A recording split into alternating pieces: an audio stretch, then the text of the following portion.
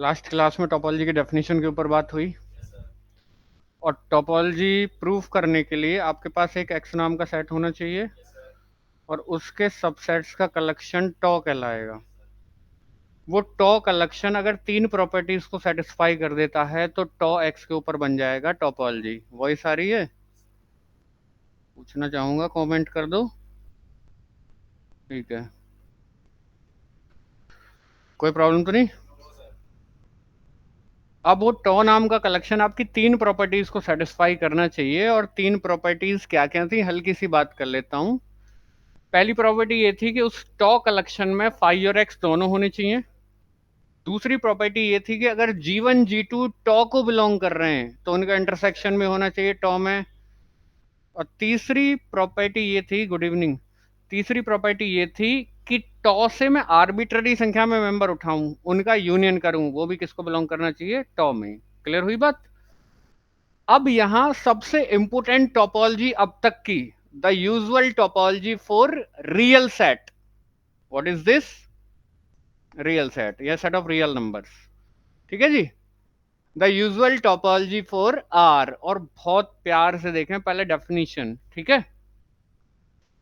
ये कह रहा है कि लेट यू कंसिस्ट ऑफ, यानी कलेक्शन को अब की बात टॉ से रिप्रेजेंट ना करके मैं किससे रिप्रेजेंट कर रहा हूं, यू से।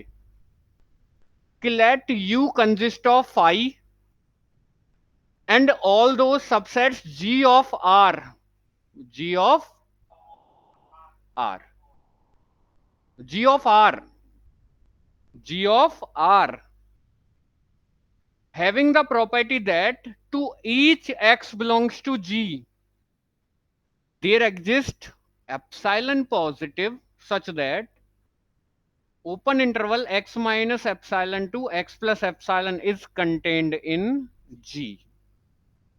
अगर आपको ये लाइन समझ में आ गई ना तो इसमें पूरे में कुछ भी नहीं है। ठीक है, और ये कैसे प्रूफ होगा, ये ऐसे प्रूफ होगा या ऐसे समझ में आएगा, जरा देखना। पहले यूजुअल टोपोलॉजी के लिए एक कलेक्शन तैयार कर रहे हैं यू। आर आप जानते हो क्या है, सेट ऑफ रियल नंबर्स, बहुत आराम से। ठीक है जी। अब यू एक कलेक्शन है, यू क्या है, कलेक्शन है। और यू में साफ साफ किसको बैठाना है, पहले तो फाई को। बाकी सबको बैठाने के लिए एक क्राइटेरिया पर खरा उतरना पड़ेगा, एक क्राइटेरिया है उस पर खरा उतरना पड़ेगा। ठीक है, ये है कि G belongs to R, G belongs to U, और G सबसेट किसका, R का। तो G को U में बैठने की शर्त ये है, if and only for all X belongs to G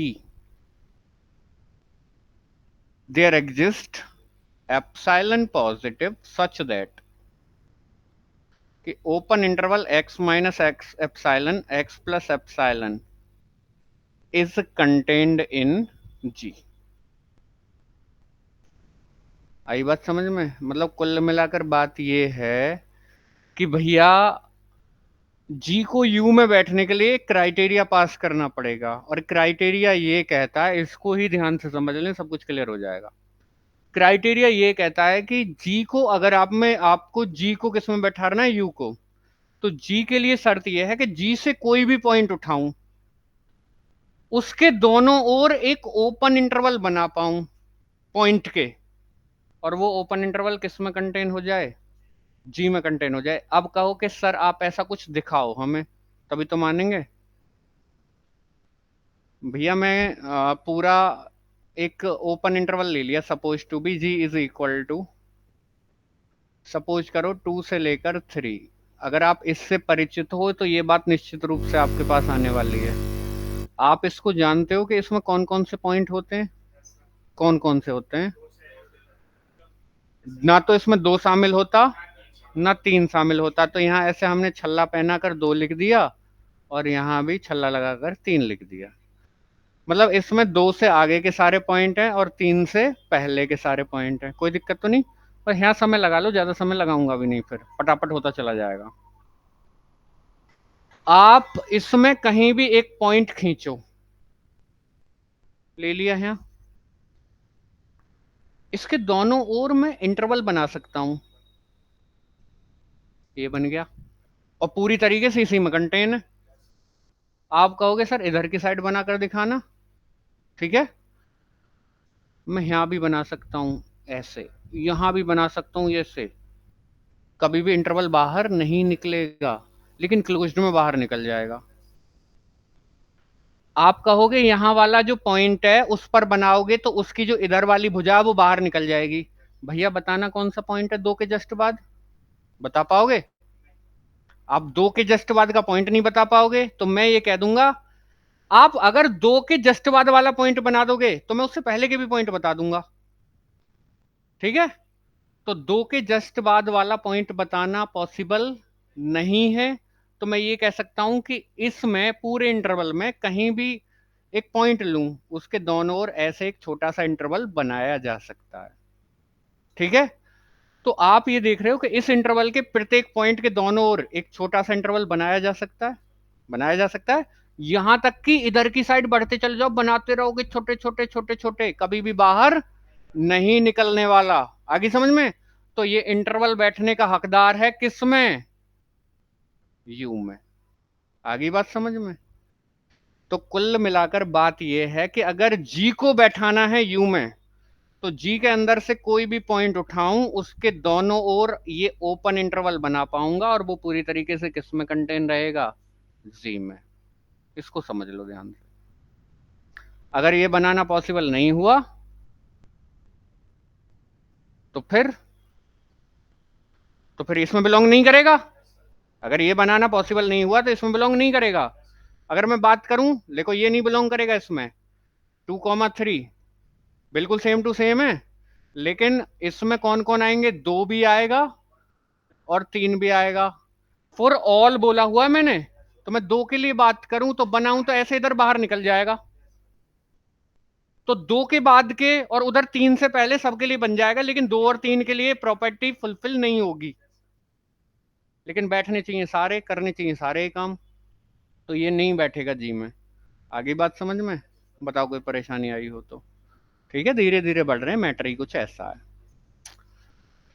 कोई प्रॉब्लम तो नहीं? ठीक है, अब एक काम कीजिए, चलिए वहीं, तो पहले T1 की बात कर रहा हूं, T1 की बात कर रहा हूं कि मैं ही प्रूफ कर दूं क्या?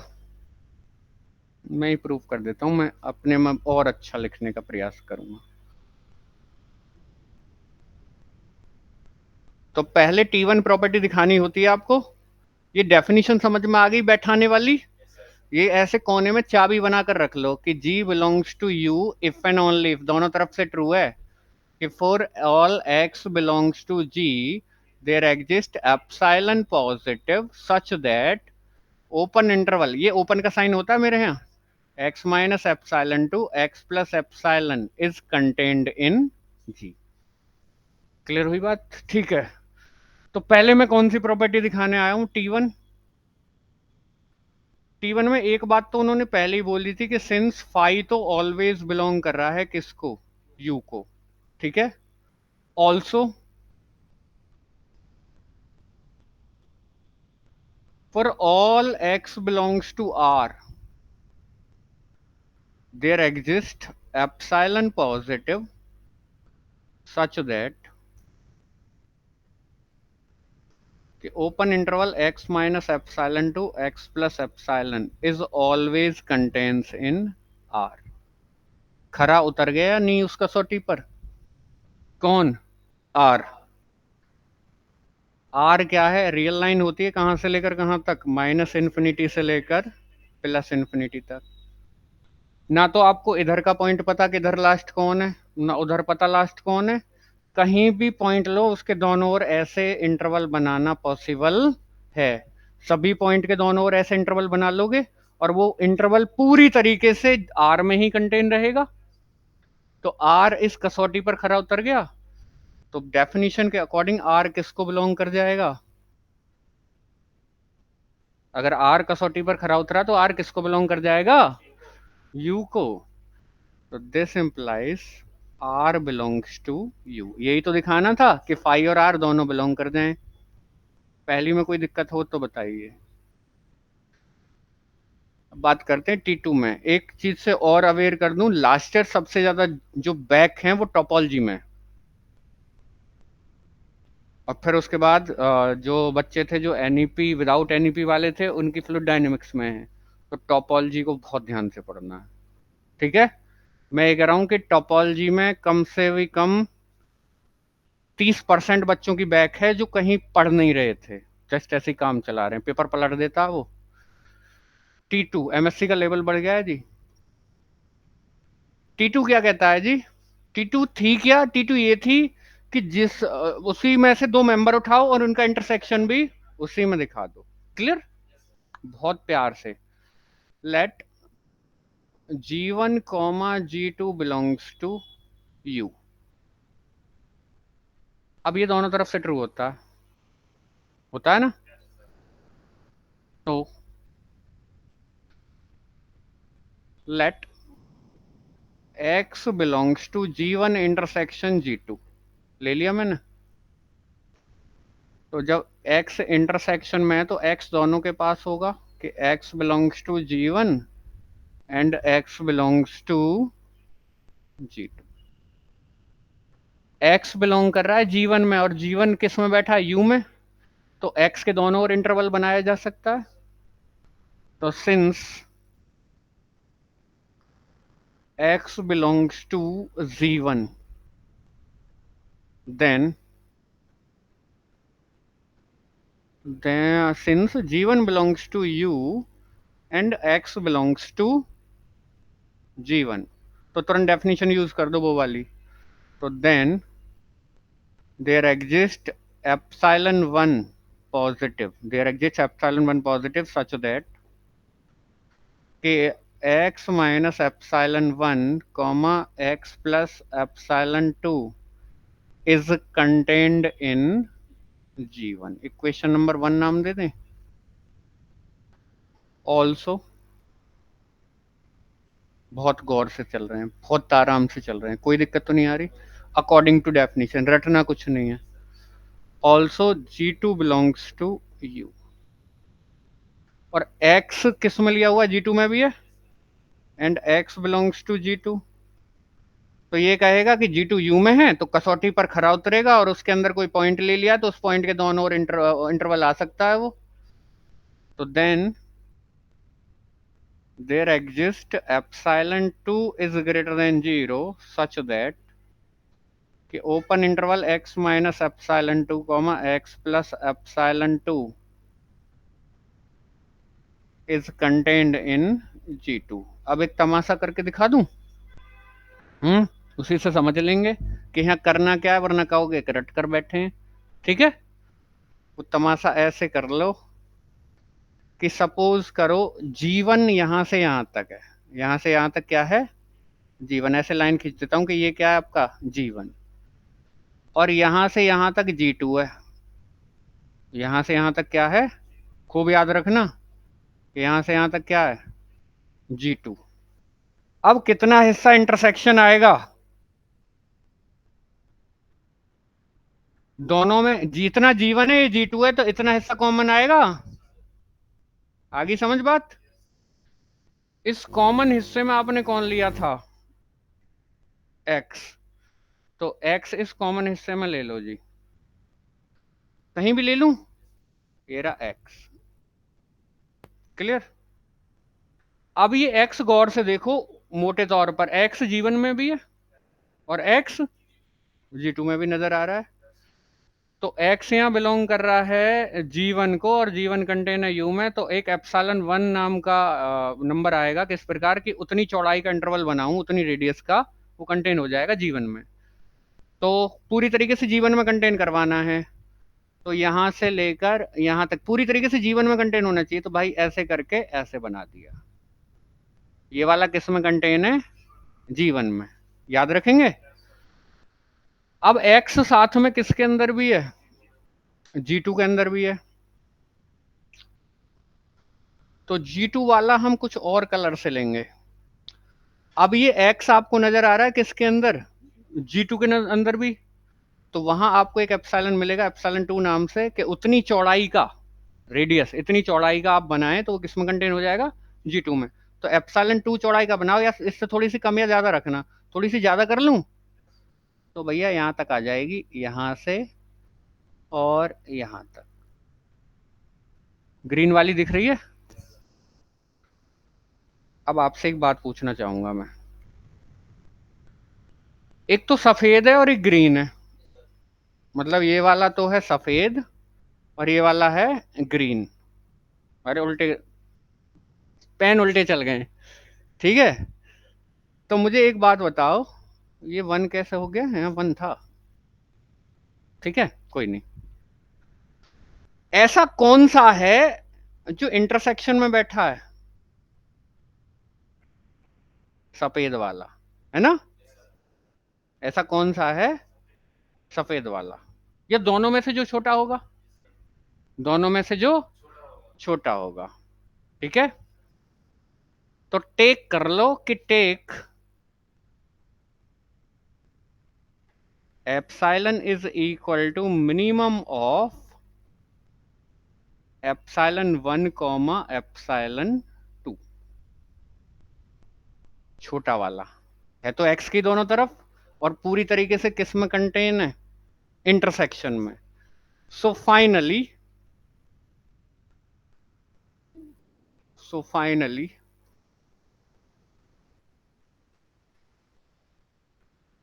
For any x belongs to G1 intersection G2 there exist epsilon positive. हाँ जी, जब ये दोनों पॉजिटिव हैं तो इनका जो मिनिमम है वो भी कैसा रहेगा, पॉजिटिव। तो उसको मानना क्या हुआ है, एप्सिलॉन, एप्सिलॉन माना हुआ है, सच दैट कि open interval x minus epsilon comma x plus epsilon is contained इन, ये इसको कहीं और करो भाई,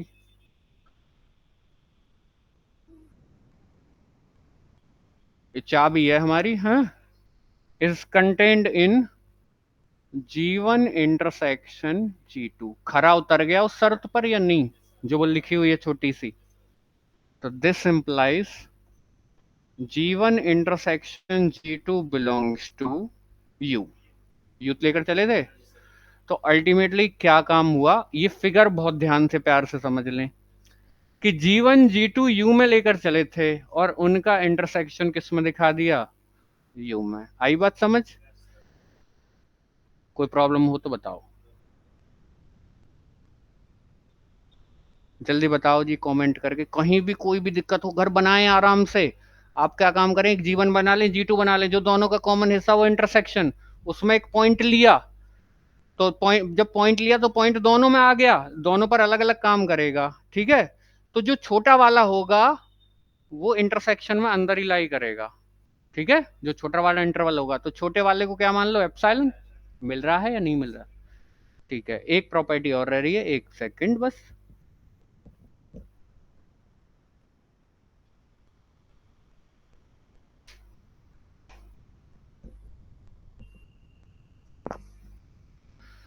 नंबर 3 प्रॉपर्टी क्या कहती है भाई साहब,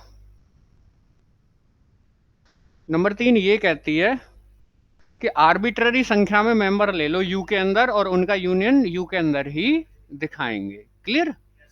तो T3 let G lambdas belongs to U, ठीक है, where lambda belongs to set of indices. इससे परिचित हो ना, ये नेचुरल नंबर का सबसेट होता है, ठीक है, और आर्बिट्ररी कितनी भी संख्या में ले लो। तो lambda belongs to set of indices. अब मुझे दिखाना क्या है कि इन सबका यूनियन भी बिलोंग कर रहा होगा यू में। तो यूनियन में पहले एक पॉइंट लो, कसौटी पर खरा उतरवाना है। तो let X belongs to union of G lambda such that lambda belongs to set of indices. X belong कर रहा है यूनियन में, जब एक्स यूनियन में बिलोंग कर रहा है तो भैया किसी ना किसी एक मेंबर के पास होगा। तो this implies x belongs to g lambda for some lambda for some lambda belongs to set of indices। मैं तो कह रहा हूं 50 सेट के यूनियन में बिलोंग कर रहा है। जब 50 सेट के यूनियन में बिलोंग कर रहा है तो किसी एक ना एक के पास तो होगा ही। सपोज करो 24वें के पास है। अब ये सारे के सारे किसको बिलोंग कर रहे थे? यू को। Since g lambda belongs to u and x belongs to g lambda for some lambda belongs to set of indices, तो लगा दो तुरंत। भाई u में बैठने की शर्त क्या थी और x कहां से आ रहा है? g lambda से ही। तो मुझे x के दोनों और एक छोटा सा ओपन इंटरवल मिल जाएगा जो पूरी तरीके से किस में कंटेन होगा? g lambda में ही। तो then there exists epsilon positive such that open interval x minus epsilon to x plus epsilon is contained in g lambda। यानी 24वें में मिला तो, और ये 24वां बिलोंग कर रहा था u को, तो उसके दोनों और एक छोटा सा इंटरवल बनेगा और 24वें में ही कंटेन हो जाएगा। जब पूरी तरीके से 24वें में ही कंटेन है तो 50 के 50 के यूनियन में नहीं होगा। तो this implies x minus epsilon to x plus epsilon is contained in union of g lambda such that lambda belongs to set of indices। क्या किया? x इस यूनियन में लेकर चला और उसके लिए मैंने एक एप्सिलॉन पॉजिटिव ला दिया। किस प्रकार कि x minus epsilon to x plus epsilon open interval is contained in this union, यानी ये यूनियन कसौटी पर खरा उतर गया। तो this implies union of g lambda such that lambda belongs to set of indices belongs to u। ठीक है, यानी g lambdas u में लेकर चले थे और उनके यूनियन को किस में दिखा दिया? u में ही दिखा दिया। ठीक है, तो अल्टीमेट हो गया कि दिस इंप्लाइज u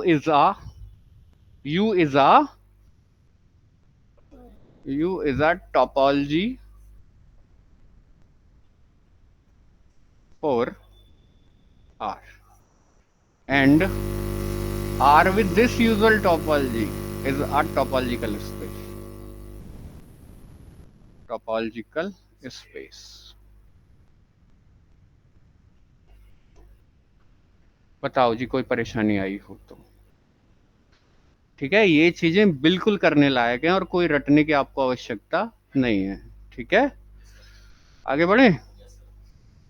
आप ऐसे लिखेंगे, वहां भीड़ भाड़ हो रही है, ऐसे लिखेंगे बढ़िया वाला करके। ठीक है, आगे बढ़ाते हैं किस्से को। तो चलता हूं आगे, और इन्होंने कुछ बहुत बढ़िया बात करी है यहाँ कि this topology is called the standard topology और the Euclidean topology for R, और this shows that the notion of topological space and abstraction of some interesting properties of real numbers।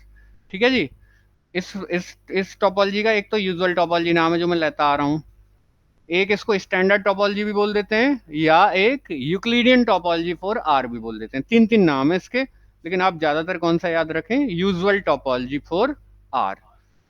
Example number 1 ये मेरे काम का है। मैंने एक बात बताई थी, आपने शायद गौर करी या नहीं। मैंने बताई थी कि जब हम बैठा रहे थे ना उसमें, तो ओपन इंटरवल बैठ गया था यू के अंदर, लेकिन क्लोज्ड नहीं बैठा था। तो और एक बात और जान गए हम कि टोपोलॉजी में जो मेंबर बैठे हुए होते हैं उनको यू ओपन सेट बोलते हैं। यहां टॉ नहीं बोलेंगे, यू ओपन, ये तो जानते हो पहले से। ठीक है, तो अब कुछ बात कर रहा है। एग्जांपल नंबर यहाँ कोई है, ये रहा एग्जाम्पल। कह रहा है कि every open interval on R is a U open set. ये मोस्ट इंपोर्टेंट फिनोमिना है जिसको मैं आगे तक यूज करता रहूंगा। ठीक है, और ये फिनोमिना क्या कहता है? ये फिनोमिना ये कहता है कि प्रत्येक ओपन इंटरवल, रियल सेट का कोई भी ओपन इंटरवल उठा लो, वो क्या निकलता है, यू ओपन सेट। ठीक है, याद रखेंगे। ठीक है, इसके प्रूफ की आपको कोई आवश्यकता नहीं है, चलता हूं आगे। और एक और आ गई टोपोलॉजी, बहुत बढ़िया, बढ़िया topology. Let R be the set of all real numbers, जानते हैं हम। और अब की बार यू नहीं बना रहा, एस बना रहा हूं। और एस कैसे बनेगी, एस बनाने का तरीका यह है कि एस में आंख बंद करके फाई रख दो, क्योंकि फाई को बैठाने का क्राइटेरिया नहीं है। ठीक है, अब बहुत बढ़िया देखना, बहुत बढ़िया यहां से कि a non empty subset G of R belongs to S if and only if to each p belongs to g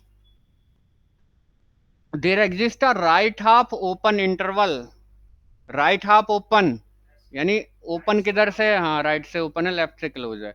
right half open interval A B belongs to R such that कि P पहले बैठे इस right half open interval में, और वो right half open interval contain हो जाए किसके अंदर, जी के अंदर। ठीक है, तो मतलब कसौटी दे दी कि कोई जी कब बैठेगा एस के अंदर, अभी बनाकर बताऊंगा, ऐसे ही बिल्कुल परेशान होने की जरूरत नहीं है। ठीक है, और दूसरा, तो ये जो एस है, सो दैट ही आ रहा है कि so that S is a topology for R, और ये कौन सी टोपोलॉजी कहलाएगी, lower limit topology for R. और this topology is also called the right half open interval topology, और in short R H O, right half open. Clear.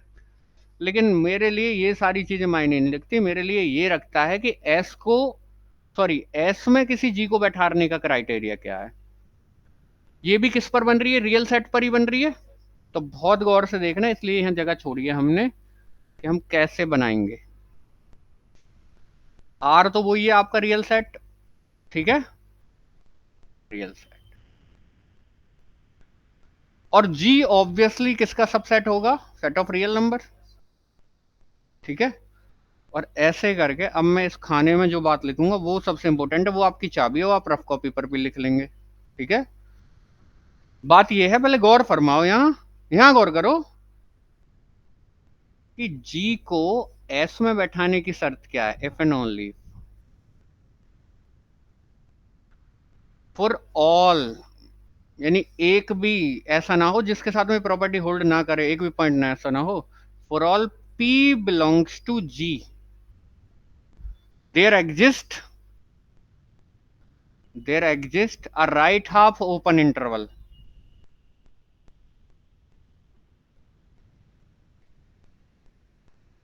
there exists a right half open interval such that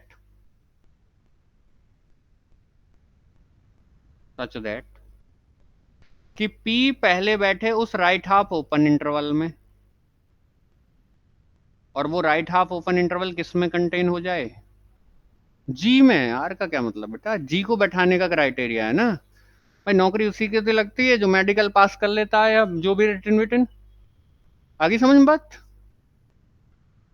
आप जब तक इस बात को नहीं समझोगे आप आगे नहीं बढ़ पाओगे कि जी को एस में बैठाने की शर्त क्या है। शर्त यह है कि जी के अंदर से कोई भी एक पॉइंट उठाऊं तो तुरंत आना चाहिए एक राइट हाफ ओपन इंटरवल, किस प्रकार कि वो पी पहले बैठे उस राइट हाफ ओपन इंटरवल में, और वो राइट हाफ ओपन इंटरवल किस में कंटेन हो जाए, जी में। आगे बात समझ में। और अगर ये सब कुछ ट्रू आ रहा है तो जी बैठेगा एस के अंदर, और अगर जी एस के अंदर बैठा हुआ है तो ये सब ट्रू रहेगा। आगे बात समझ में। तो ऐसे लिखना, इसी से आसानी होती है। ठीक है, तो मैं देखता हूं पहले T1 T2 T3 इन सब की बात करता हूं, मैं पहले देख लेता हूं इनका प्रूफ कैसा है। पाई तो जबरदस्ती बैठाया जा रहा है, पाई तो जबरदस्ती बैठाया जा रहा है। ठीक है, मैं ही लिख देता हूं, बहुत बढ़िया प्रूफ। यहां देखो, वो चाबी बना ली आपने, चाबी बनाकर पास रखो। चाबी ये कहती है, क्या कहती है चाबी, चाबी ये कहती है कि जी बैठेगा एस में if and only for all P belongs to G, there exists a right half open interval, right hand side से ओपन है, सच दैट कि P पहले बिलोंग करे किसको, राइट हाफ ओपन इंटरवल को, और ये राइट हाफ ओपन इंटरवल किस में कंटेन हो जाए, G के अंदर। ये चाबी हाथ में रहेगी तो बहुत आसानी से काम होगा।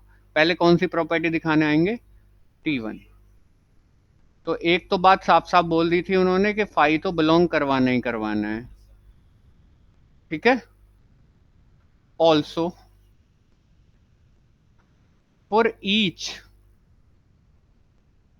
P है ना, P belongs to real set, there exist right half open interval, ऐसे बना लो P2 P+1। लो, इसमें P बैठेगा या नहीं बैठेगा, बैठेगा। P की तरफ से बंद कर रखा है, और 1 यूनिट का बना, वो वन लेंथ का बना लो। जहां P है जो नंबर, उसमें 1 जोड़कर वहां तक ले जाओ। तो इसमें P तो ऑलवेज बैठ रहा है, कोई भी उठाऊं, कोई भी P उठाऊं तो उसके लिए ऑलवेज बनाया जा सकता है। There exist right half open interval P, P+1 such that कि P पहले बिलोंग करेगा इस राइट हाफ ओपन इंटरवल में, छोटा P है ये, और वो कंटेन हो जाएगा किसके अंदर, R के अंदर। R भगवान जी हैं, इनके बाहर कुछ जा भी नहीं सकता, ठीक है। हाँ, खरा उतर गया उसका सोटी पर, कि कोई भी पॉइंट उठाऊं R में से, वहां एग्जिस्ट करेगा एक राइट हाफ ओपन इंटरवल, किस प्रकार की P बिलोंग करेगा उस राइट हाफ ओपन इंटरवल में, और वो कंटेन हो जाएगा R के अंदर। तो इसका मतलब है R कहाँ बैठ जाएगा, S में। तो this implies R belongs to S। आपने फाई को भी S में दिखा दिया और R को भी S में दिखा दिया, कोई प्रॉब्लम। अब ये राइट हाफ ओपन इंटरवल की जगह आप क्या काम करें, कुछ शब्द ही ले लेंगे, ठीक है। दूसरी प्रॉपर्टी क्या कहती है कि S के अंदर से दो मेंबर उठाओ, उनका इंटरसेक्शन हमें किस में दिखाना है, S में। तो let G1 comma G2 belongs to S, ठीक है, और इनका इंटरसेक्शन मुझे S में दिखाना है। तो let P belongs to G1 intersection G2, कोई आर्बिट्ररी पॉइंट ले लिया। P जब इंटरसेक्शन में, तो दोनों के पास होगा कि P belongs to G1 and P belongs to G2, कोई परेशानी तो नहीं। सिंस डेफिनेशन यूज करूंगा चाबी, क्योंकि G1 S में था और P बिलोंग कर रहा है किस में, G1 में, तो तुरंत चाबी लगेगी इस पर कि भैया फिर वहां एक, ये एक पॉइंट आ गया ना, वो सारे पॉइंट के लिए ट्रू है, तो इस पॉइंट के लिए भी ट्रू होगा। तो then there exist a right half open interval, ऐसे लिख सकते हो ना शॉर्ट में, आप तो फुली लिखना, इंटरवल H1 सच दैट, किस प्रकार जी, कि P पहले बैठेगा इस राइट हाफ ओपन इंटरवल में, और ये राइट हाफ ओपन इंटरवल किस में कंटेन हो जाएगा, G1 में। क्लियर होगी बात। Also since G2 belongs to S और P भी है G2 में, बताया था, तो तुरंत वो चाबी लग जाएगी कि then there exist a right half open interval H2, किस प्रकार कि P पहले बैठेगा उस राइट हाफ ओपन इंटरवल में और कंटेन हो जाएगा किसके अंदर, G2 के अंदर। कोई दिक्कत तो नहीं। इसको चाहे तो हम A मान लें और इसको B मान लें, या फर्स्ट और सेकंड मान लो। अब from first and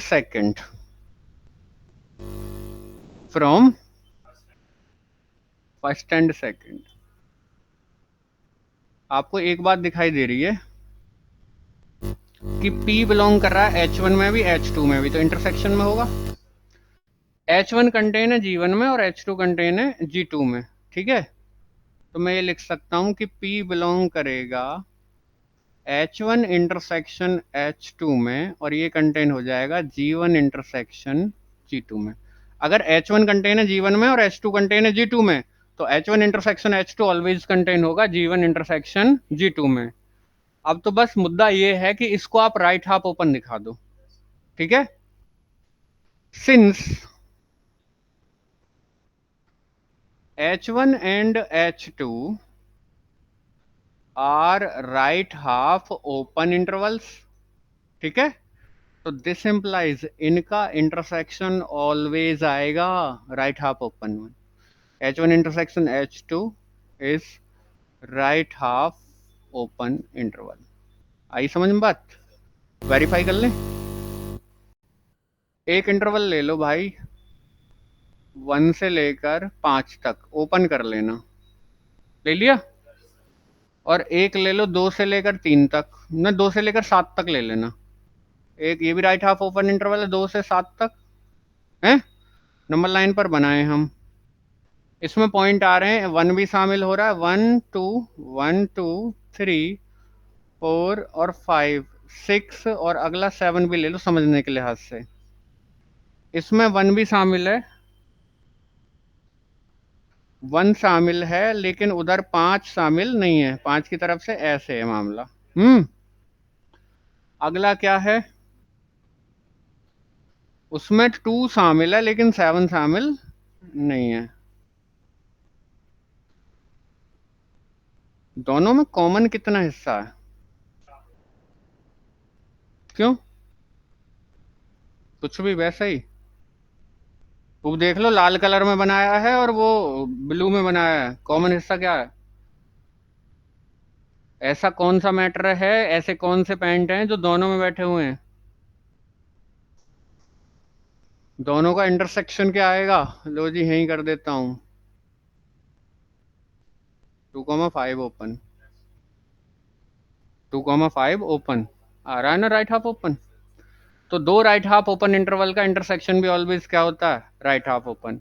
so finally आपने क्या कर दिया कि so finally for every P belongs to intersection there exists right half open interval, right half open interval. और कौन है वो? H1 intersection H2, H1 intersection H2। किस प्रकार? सच दैट कि P बिलोंग करेगा इस राइट हाफ ओपन इंटरवल में और वो कंटेन हो जाएगा G1 इंटरसेक्शन G2 में। अब क्राइटेरिया पर कौन खरा उतर गया?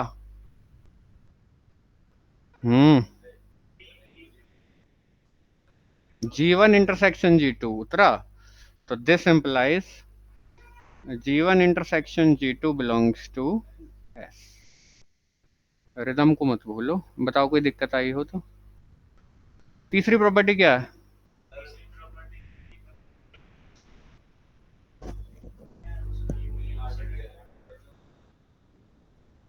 एमएससी लेवल पर अगर आप बोलना नहीं सीख पा रहे हो चीजों को, तो फिर आपको कम आएंगी। हमें वो प्रॉब्लम्स बहुत अच्छी तरीके से आती हैं जिनको हम बोल पाते हैं। तीसरी प्रॉपर्टी ये है कि एस में से आर्बिट्ररी संख्या में मेंबर उठाऊं और उनका यूनियन किस में दिखा दूं? एस में ही दिखा दूं, यही है। तो चलता हूं तीसरी प्रॉपर्टी की तरफ। T3 मैंने इसलिए लिखी है ताकि आपको कॉम्प्लिकेटेड ना लगे। तो तीसरी प्रॉपर्टी का नाम है T3।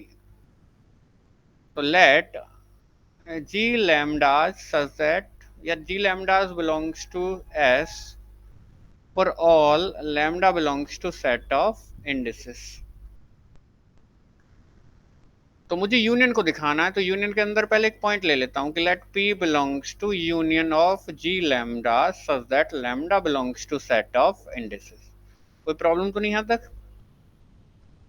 अगर आप यूनियन में कोई पॉइंट ले रहे हो तो वो किसी ना किसी एक मेंबर के पास जरूर होगा पॉइंट। भाई यूनियन में 20 लोग भाग ले रहे हैं, यहाँ 20 लोगों ने सिक्के फेंके, मैंने एक सिक्का उठाया, वो किसी ना किसी आदमी की जेब से तो आया ही है। आगे समझ में? तो this implies P belongs to G lambda for some lambda, यानी किसी ना किसी एक से तो आया ही होगा। अब since G lambda belongs to S और P बिलोंग कर रहा है किसको? G लैम्डा को। तो क्योंकि G लैम्डा S में बिलोंग कर रहा है तो क्राइटेरिया पर खरा उतरेगा। तो then there exists a right half open interval H, right half open interval H, और किस प्रकार कि सच दैट P पहले बिलोंग करेगा उस राइट हाफ ओपन इंटरवल में और फिर कंटेन हो जाएगा इस G लैम्डा के अंदर।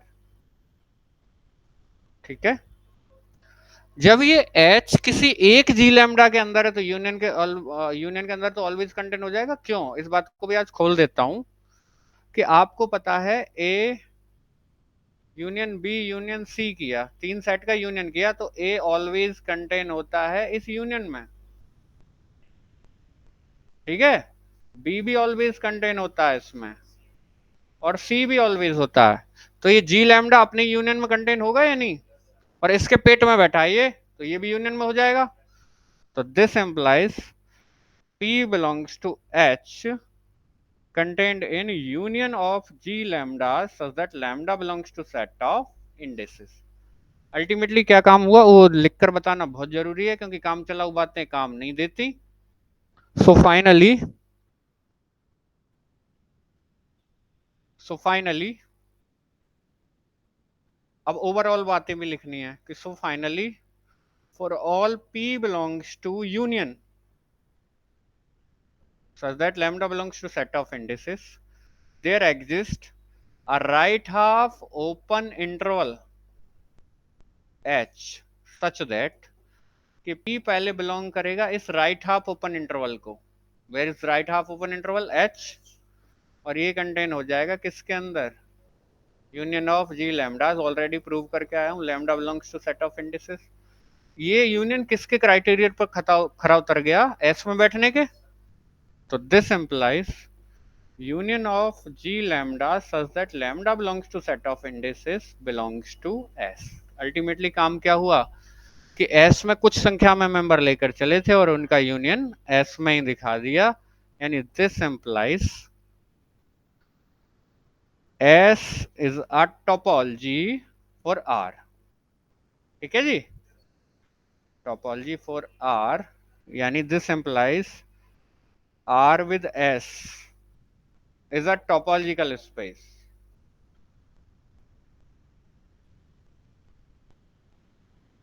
और यही कौन सी टोपोलॉजी कहलाती है? S right hand open interval. ठीक है, और भी नाम है इसके, रियल सेट पर बनती है तो आपको वहां दिखाई दे रहा होगा बढ़िया कि फिर ये क्या कहलाएगी? Right half open interval topology या आरएचओ टोपोलॉजी या लोअर लिमिट टोपोलॉजी। क्लियर हुई बात? अब एक बात, जहां भी ये आपने ये जो राइट हाफ ओपन इंटरवल शब्द यूज किया है ना, वहां left half open interval word use करें। अब की बार साइन लगाएं क्लोज्ड का राइट हैंड साइड और ओपन का लेफ्ट हैंड साइड, और ज्यों की त्यों प्रूफ कर दें। बस राइट की जगह क्या लिखना है? लेफ्ट। पूरी शो करके दिखा देंगे, और आपको ये बात भी पता है पूरी आराम से शो हो भी जाएगी। ठीक है, लेकिन शो करते समय एक गलती आप जो करोगे वो ये करनी है, क्योंकि मैंने एक शब्द यूज कर दिया ना ज्यों की त्यों, तो यहां दिमाग नहीं लगाओगे। यहां दिमाग ऐसे लगाना है कि बस इतना चेंज करना है, since five belongs to X also for each P belongs to R there exist, ऐसे नहीं ना, P -1 टू क्लोज्ड P इसमें बिलोंग करेगा, ये ना लिखकर फिर ये लिखेंगे सच दैट कि P पहले बिलोंग कर जाएगा किसको? टू क्लोज्ड P, और ये किस में कंटेन हो जाएगा? R के अंदर। बैठ गया ना? तो कलर बदल कर बात कर रहा हूं मैं। ठीक है, आगे G1 G2 belongs to S, तो P ले लो इंटरसेक्शन में, तो राइट नहीं, LHO, ठीक है, इसको क्या लेंगे, LHO, बाकी सब सेम। इसको भी क्या लेंगे, LHO, बाकी सब सेम कर लेना। और यहाँ P बिलोंग करेगा किस में, H1 इंटरसेक्शन H2 में कंटेन हो जाएगा G1 इंटर, बिल्कुल ठीक। यहाँ लिखा हुआ है कि H1 H2 दोनों LHO हैं, तो उनका इंटरसेक्शन भी LHO ही आएगा। L कर लेंगे, बाकी यहाँ L, काम खत्म। एक लास्ट और, बिल्कुल ठीक, बिल्कुल ठीक आएगा होता हुआ, बस यहाँ LHO, लेफ्ट हाफ ओपन, ठीक है, बहुत बढ़िया। LHO, सब कुछ सेम। बताइए कोई दिक्कत आई हो तो। और उस टोपोलॉजी को बोलेंगे लेफ्ट हाफ ओपन टोपोलॉजी, ठीक है, या अपर लिमिट टोपोलॉजी, उसे भी पूछ सकता है। तो आपको खुद करनी पड़ेगी वो स्वयं, मैंने अपने में बता दी। बताइए हो जाएगी या नहीं, जल्दी बोलो। कोई ऐसी प्रॉब्लम नहीं है। सबसे बड़ी बात जो हम लगातार बोलते आए हैं कि भैया अगर आपने डेफिनेशन याद कर ली है, समझ ली है, तो फिर कोई भी चीज ऐसी नहीं है जो मुश्किल हो। मुश्किल है फिर आपका आलस, ठीक है। बहुत से लोग, हाँ, बहुत से लोग ये मानकर बैठ जाते हैं कि जी डेफिनेशन एग्जाम का पार्ट बहुत कम होती है। वो बहुत बड़े पागल होते हैं। अगर आपको डेफिनेशन तैयार नहीं है तो आप मैथमेटिक्स में कुछ भी नहीं कर पाओगे, ठीक है। कोई आदमी ना तो कंटेन कर सकता है इतना बड़ा मैटर, ठीक है, समझ सकता है, कुछ अपनी तरफ से जोड़ सकता है, लेकिन रहेगा उसी दायरे में। वो तभी कर पाएगा इन चीजों को जब उसको सारी डेफिनेशंस याद हों, ठीक है। बहुत बढ़िया, चलते हैं आगे। सिमिलैरली की बात हो चुकी है, मैंने बता दी कैसे करेंगे कि similarly the upper limit topology for R consist of phi and all those subset of G of R having the property that to each P belongs to G there exist LHO, ये रहा ना, such that कि P belong करे पहले LHO में और belong कर जाए, वो कंटेन हो जाए, बिलोंग नहीं, गलत है, कंटेन आना चाहिए, कंटेन हो जाए Z के अंदर, ठीक है। चलें आगे, अब बहुत बढ़िया चीजें आएंगी। कह रहा है कि let tau be the collection of subsets of N, N होता है नेचुरल नंबर, यानी टॉ में एन के सबसेट भरे हुए हैं। टॉ में किसके सबसेट भरे हुए हैं, एन के, यानी नेचुरल नंबर के सेट के सबसेट भरे हुए हैं। क्लियर हुआ, बहुत आसान है ये वाला मैटर, तो बहुत ही ज्यादा आसान है कि let tau be the collection of subsets of N consisting of empty set, यानी जबरदस्ती टॉ में आपको किसको बैठाना है, एम्प्टी सेट को। And all subsets of the form GM is equal to, GM बनाने का तरीका देख लो। जीएम बनाने का तरीका यह है कि जैसे जीएम बनाया जा रहा है, जैसे G5 बनाया जा रहा है, पहले हम किसकी बात कर रहे हैं, G5 की, तो ये ऐसे बनेगा कि 5 से शुरू होकर फिर लिखते ही चले जाओ जीवन भर, बन गया। G3 3 से शुरू हो जाएगा, 3 4 5 6 लास्ट तक। और G70 70 71 72 73 74 100। क्लियर हो रही है, तो जीएम बनाने का तरीका मिल गया, एम बिलोंग्स टू एन। तो ये कह रहा है कि सो दैट, पहली बात तो टोपोलॉजी बनेगा एन के लिए। और what are open sets containing 5, 5 को कंटेन करने वाले ओपन सेट बताने हैं, 5 को कंटेन करने वाले। तो मुझे एक बात बताना जरा, G1 बनाना, 1 2 3 4 किसके बराबर आ गया, पूरे के पूरे सेट ऑफ नेचुरल नंबर के, होगा, बनाया जा सकता है, और टॉ का मेंबर होगा। तो T1 की बात करूं कि जी भाई फाई तो बिल्कुल डायरेक्ट ही कह रहा था कि फाई को तो आपको बैठाना ही बैठाना है, वहां कह रहा है फाई को बैठाना ही बैठाना है। और G1 बना लो कि ऐसे टाइप के जितने भी बनते हैं सब टॉ में बैठ जाते हैं, तो G1 बना लूं। G1 क्या बन गया, सेट ऑफ नेचुरल नंबर। तो ऐसे टाइप के जितने भी बनते हैं वो टॉ में बिलोंग कर जाते हैं, तो एन भी बिलोंग कर जाएगा टॉ में। क्लियर हो गई बात। तो एक तो बड़ी आराम से हो गई कि होल स्पेस और फाई दोनों बिलोंग करके टॉ को। दूसरी क्या कहती है कि टॉ से कोई दो मेंबर उठाइए और उनका इंटरसेक्शन दिखाइए टॉ में। तो let G M belongs to tau and G N belongs to tau, M और एन जहां नेचुरल नंबर है, तो G M intersection G N करें।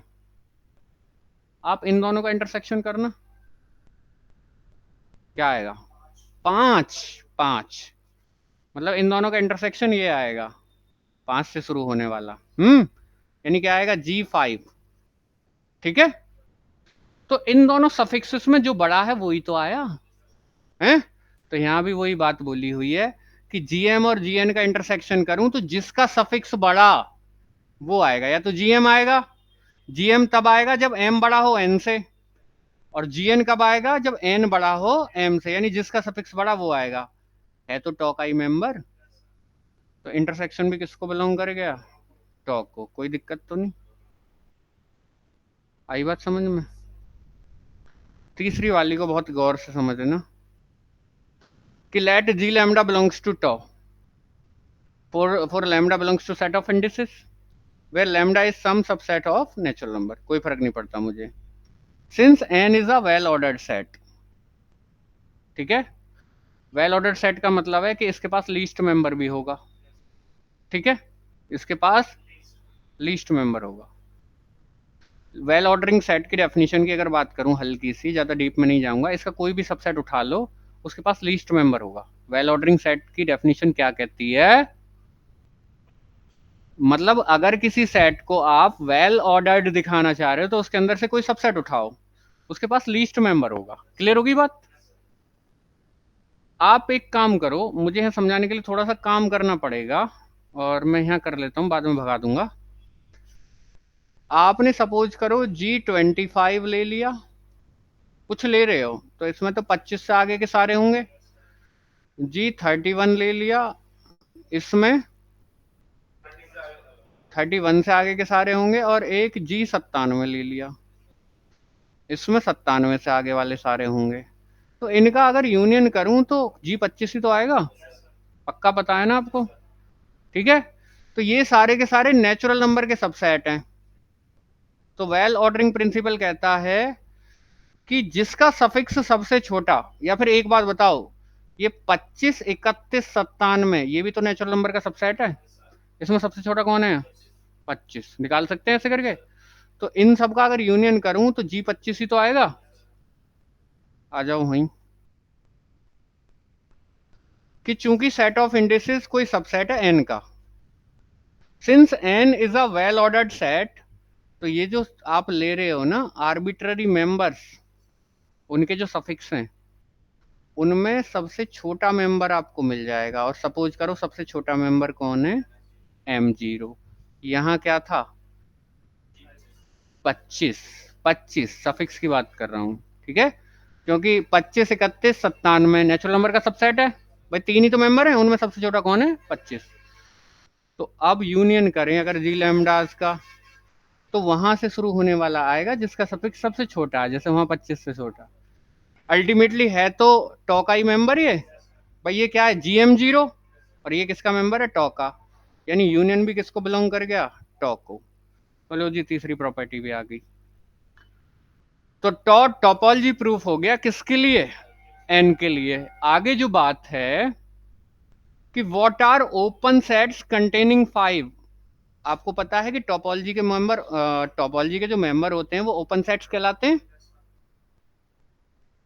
तो सारे के सारे G1, G2, G3 and up to so on सारे के सारे ओपन सेट्स कहलाएंगे। 5 को कंटेन करने वाले। क्या G6 5 को कंटेन करेगा? 6 से शुरू होगा, नहीं करेगा। G1 करेगा, G2 करेगा, G3 करेगा, G4 करेगा, G5 भी करेगा, लेकिन G6 तो 5 को कंटेन करने वाले तो मांग रहा था। तो G1, G2, G3, G4 और G5। बात खत्म। बताइए इसमें क्या बात आपको समझ में नहीं आई? बहुत आसान चीजें हैं लेकिन ध्यान देना पड़ेगा। ठीक है जी, आगे बढ़ते हैं। एग्जाम्पल नंबर, नंबरिंग की बात नहीं कर रहा हूं मैं ज्यादा, है मैं बात कर रहा हूं खाली एग्जाम्पल पर। नंबरिंग आप जानो, आप ढूंढ लोगे कहां से है, क्योंकि कम ज्यादा कर देते हैं तो फिर वो नंबर भाग जाता है। कुछ चीजें उठानी होती हैं हमें, कुछ चीजें नहीं उठानी होती हैं। देखिए कह रहा है कि let X be any set and tau, tau में एक्स के सबसेट भरे हुए हैं कौन कौन, एक फाई है, एक ए है, एक बी है और एक एक्स है, खुद एक्स बैठा हुआ है। Where A and B are non empty distinct proper subset of x.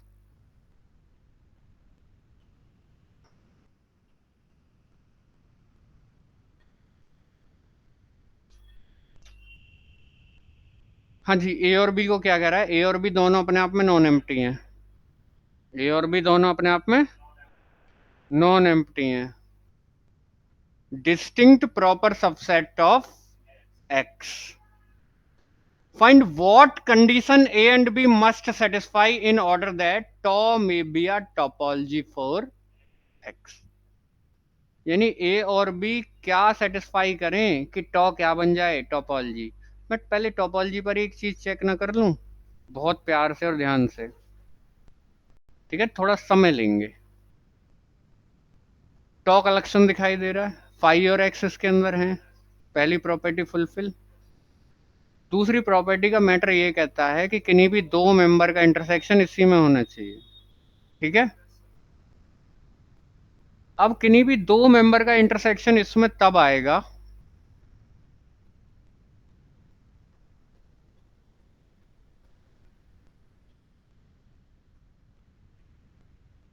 किन्हीं भी दो मेंबर का इंटरसेक्शन टॉ में तब आएगा जब किन्हीं भी दो मेंबर का इंटरसेक्शन या तो फाई हो या फिर इसी में आएगा तो ए के बराबर हो या बी के बराबर हो। आई बात समझ में? यानी इन दोनों मेंबर का इंटरसेक्शन टॉ में तब आएगा जब या तो फाई के बराबर हो या ए के बराबर हो या बी के बराबर हो। यहां तक कोई परेशानी तो नहीं है? ठीक है भाई, टोपोलॉजी बनाने के लिए चाहिए ना, उन्होंने कहा था टोपोलॉजी बनाने के लिए मैं क्या करूं। अब ये दोनों प्रॉपर सबसेट्स हैं, कैसे हैं? प्रॉपर। प्रॉपर का मतलब ये है कि ना तो कोई सा एम्प्टी और ना कोई सा एक्स के बराबर। आगे समझ में? मतलब प्रॉपर के लिए मैं समझा देता हूं कि ये अगर एक्स है तो ए ऐसा होगा, ना तो एम्प्टी और ना ही एक्स के बराबर। क्लियर हो गया बात? तो नोट दैट, ये ब्रैकेट में लिखा हुआ है, since A and B are proper subset of X, तो दोनों का जो इंटरसेक्शन है वो एक्स के बराबर नहीं आ सकता। एक्स के बराबर तब आएगा जब कोई सा एक एक्स हो, लेकिन दोनों कैसे प्रॉपर, तो इसीलिए यहाँ एक्स के बराबर नहीं लिखा था, फाई के बराबर लिखा था, ए के बराबर लिखा था, बी के बराबर, एक्स के बराबर नहीं लिखा था, क्योंकि दोनों कैसे थे, डिस्टिंक्ट एंड प्रॉपर। ये बात समझ में आ रही है? कि अगर प्रॉपर है तो कोई सा भी एक्स के बराबर तक नहीं पहुंचेगा, तो इंटरसेक्शन कभी भी क्या नहीं आएगा, एक्स, क्योंकि इंटरसेक्शन तभी एक्स आ सकता है जब कोई सा एक एक्स के बराबर तक पहुंच जाए। क्लियर? तो यहां तक कोई दिक्कत हो तो बहुत बढ़िया तरीके से बता दीजिए। मतलब टोपोलॉजी बनाने के लिए इन दोनों भाइयों का इंटरसेक्शन इसी में होना चाहिए। इंटरसेक्शन तब होगा इसी में इंटरसेक्शन जब फाई हो या तो ए के बराबर हो या बी के बराबर हो। क्लियर हुई बात? अब इंटरसेक्शन एक्स क्यों नहीं हो सकता, उसका हमने परिचय इसलिए दिया है क्योंकि दोनों प्रॉपर हैं। ऐसे हो सकते हैं दोनों, ऐसे हो सकते हैं, एक तो दोनों में से कोई सा एक्स के बराबर नहीं जा रहा, या ऐसे हो सकते हैं दोनों, ऐसे हो सकते हैं दोनों, ऐसे हो सकते हैं। ये ए अलग हो गया और बी अलग हो गया, ठीक है। तो इंटरसेक्शन कभी भी एक्स के बराबर नहीं पहुंचेगा। और कहूं तो इंटरसेक्शन तो तब एक्स के बराबर पहुंचेगा जब दोनों ही एक्स हों, दोनों ही एक्स के बराबर हों तभी पहुंच सकता है। तो कोई सा एक्स के बराबर नहीं है क्योंकि प्रॉपर है, ठीक है। आगे बात समझ में? अब पहले केस नंबर 1 के ऊपर बात करते हैं।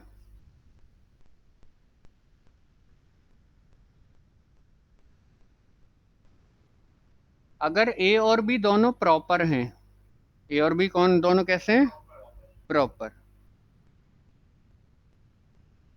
ए यूनियन बी दोनों कैसे हैं, प्रॉपर, और दोनों का इंटरसेक्शन क्या है, फाई, यानी दोनों में कॉमन कुछ नहीं है। तो बनाओ वो केस यहाँ, दोनों प्रॉपर हैं और दोनों का इंटरसेक्शन क्या है, फाई, यानी दोनों अलग अलग रहेंगे। ये ए है और ये बी है, आपस में टच भी ना हो।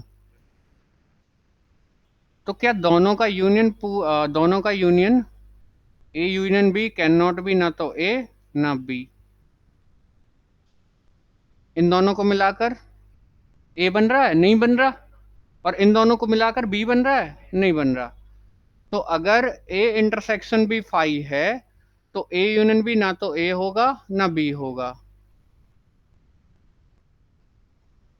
दोनों का यूनियन फाई तो हो नहीं सकता, ना ए है ना बी है, तो फिर पक्का क्या होगा, एक्स होगा। तो पहले से तो रिजल्ट ये निकला कि ए इंटरसेक्शन भी एक तो फाई होना चाहिए और ए यूनियन भी क्या होना चाहिए, एक्स, तब जाकर टोपोलॉजी बनेगा ये। अब बात कर लेता हूँ किसमें, केस नंबर 2 में। मैं दोबारा भी समराइज कर दूंगा, परेशान होने की जरूरत नहीं है। दोबारा में ये कह रहा है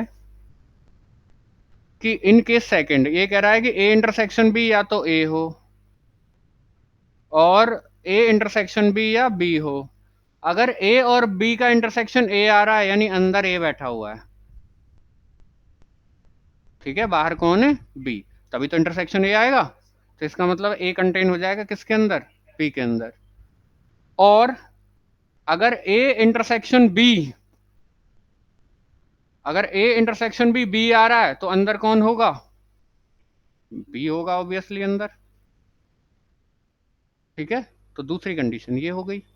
तो इससे अलग कंडीशन बननी है, इससे दो कंडीशन ये बनेंगी कि इसको टोपोलॉजी बनाने के लिए ए इंटरसेक्शन बी फाई हो और दोनों का यूनियन किसके बराबर हो, एक्स के बराबर। इसमें फिर एक कंडीशन और है टोपोलॉजी बनाने के लिए, ए इंटरसेक्शन बी ए आए या ए इंटरसेक्शन बी बी आए, यानी या तो ए कंटेन हो बी के अंदर या बी कंटेन हो ए के अंदर। आगे बात समझ,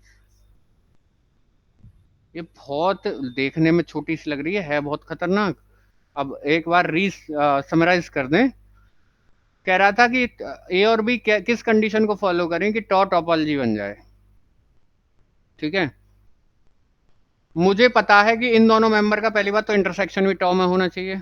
इंटरसेक्शन को टॉ में लाने का मतलब है इंटरसेक्शन या तो फाई होगा या फिर ए के बराबर होगा या फिर बी के बराबर होगा, एक्स के बराबर हो नहीं सकता क्योंकि प्रॉपर है। क्लियर। अब अलग अलग ये दो चॉइस हो गई। पहली वाली चॉइस को लेकर आगे बढ़ा, जब दोनों में कुछ भी कॉमन नहीं है तो दोनों का यूनियन कभी भी तैयार नहीं कर पाएगा, ना तो ए को और ना ही बी को। तो ना तो ए यूनियन बी, तीसरी कंडीशन में पहुंच गया टोपोलॉजी बनाने की मैं, ना तो ए यूनियन बी फाई के बराबर, ना ए के बराबर ना बी के बराबर, तो फिर पक्का बराबर किसके होगा, एक्स के, क्योंकि टोपोलॉजी बनाना है। तो ए यूनियन बी किसके बराबर रहेगा, एक्स के। तो एक कंडीशन ये इंपोज होकर आई कि दोनों पहली बात तो डिसजॉइंट हो और दोनों का यूनियन किसके बराबर हो, एक्स के, यानी दोनों एक दूसरे के कॉम्प्लीमेंट हो। आगे बात समझ में।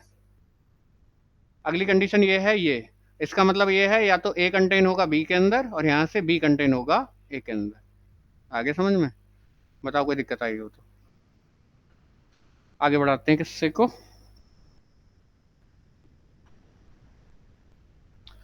अगला एग्जांपल, यूज एग्जांपल 8, नंबरिंग नहीं है जी। Use above example, use above example to list all the topologies for x equal to abc which consist of exactly 4 members।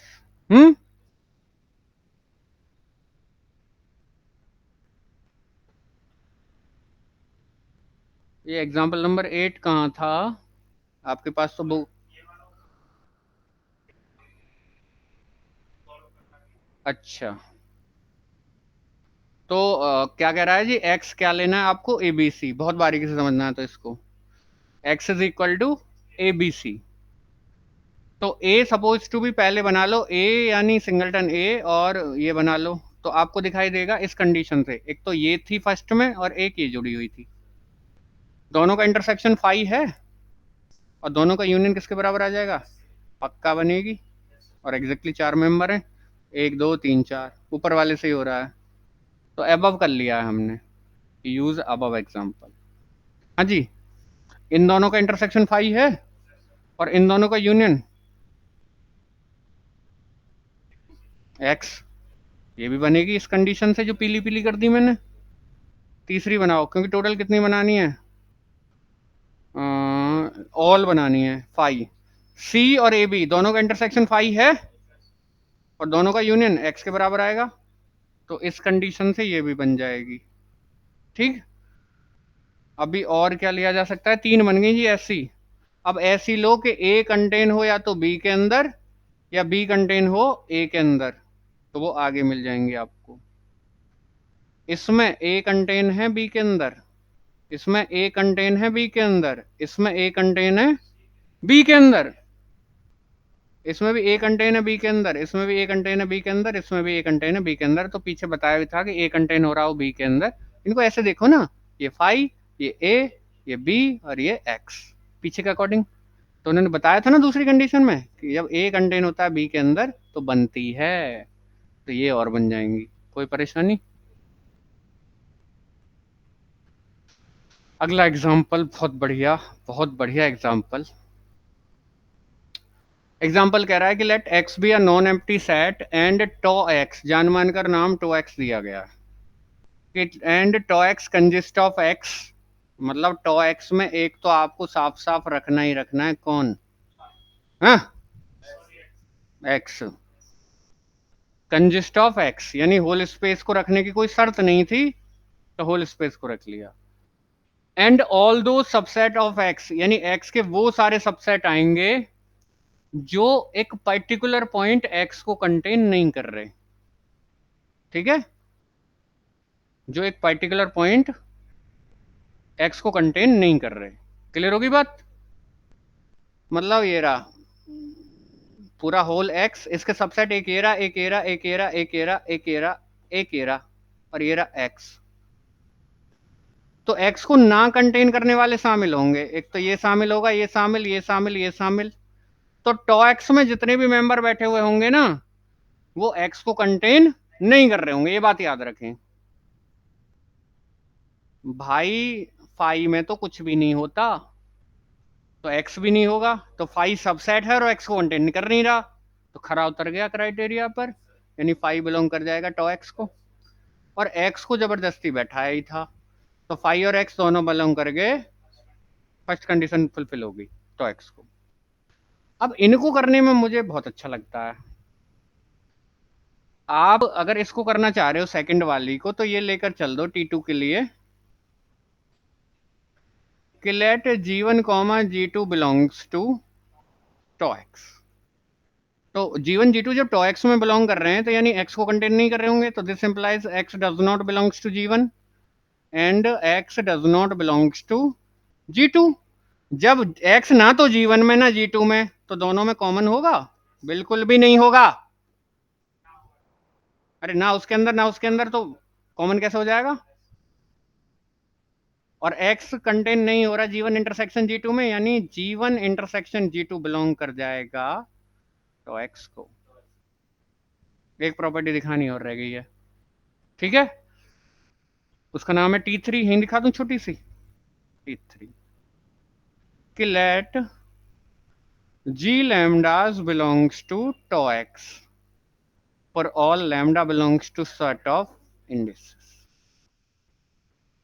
भाई this implies x does not belongs to G lambdas such that lambda belongs to set of indices, या for all ही लगा दो। किसी भी class में चोर नहीं है, तो पूरे विद्यालय में चोर मिल जाएगा, नहीं मिलेगा। किसी भी मेंबर में एक्स नहीं है, तो इनके यूनियन में भी एक्स नहीं होगा। तो this implies x does not belongs to union of G lambda such that lambda belongs to set of indices। Union x को कंटेन नहीं कर रहा, तो x को बिलोंग कर जाएगा, यानी union of G lambda such that lambda belongs to set of indices belongs to to x। Proof